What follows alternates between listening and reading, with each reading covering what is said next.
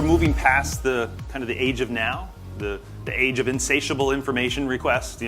All of us sitting on Flipboard going, there's got to be new news on here. I'm bored. I need to read something else. We're moving past that. We're moving to another era where it's really about the age of influence. And the age of influence is really about people joining things, people finding interests. We need to figure out ways to be able to tap into that community, but just as importantly, be genuine when we do it. When we ask marketers, or in this case, when we ask consumers, how do you discover things? What sources do you rely on? The top 3 answers are my friends and family, online search, and traditional TV advertising. The reason that I want to stress all 3 of those is this is undirected search. I am not talking about influencers as something that is universal. There's no such thing as universal influencer. That's why we're calling it category influencers. This is about you, this is about your products, and about your space.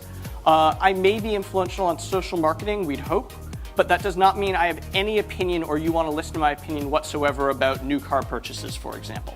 So why should we do this in the first place? I've been laying out a framework here, but that's not really that helpful if we don't buy into this is worth doing.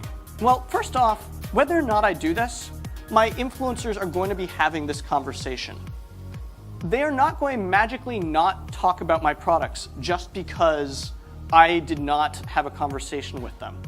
When I have that conversation, it's going to make them talk more and hopefully more directedly. How social data is actually kind of being used to revolutionize the way that marketing research, survey research, panel-based research is really being, I guess, done and maybe even replaced in some case to get the kind of insights that used to take 6 months, $500,000 and so on to do essentially in a matter of days. I think the key thing is that when you look at who's actually adopting the social networks over time, it's not just the young, the college educated and IT professionals, it's actually everybody. With social data, you can actually take people, you can find when they bought something online or when they mentioned buying something and go back historically for those people and actually see across the entire customer life journey, like what actually led them, behaviorally and conversationally to that point. So when you think about influencers and an influencer program, and you go through the process, that we've discussed already today about trying to find the people who are most relevant, who have the most contextual relationship to the kinds of goods and services that you sell, that's one thing, right? And you've developed this program and you've empowered them and you've created some sort of way to have an exchange of value and you're hoping that they're going to share your message. Then there's the question of actual influence. So, did anybody actually purchase your goods or services based on the recommendation of one of those people?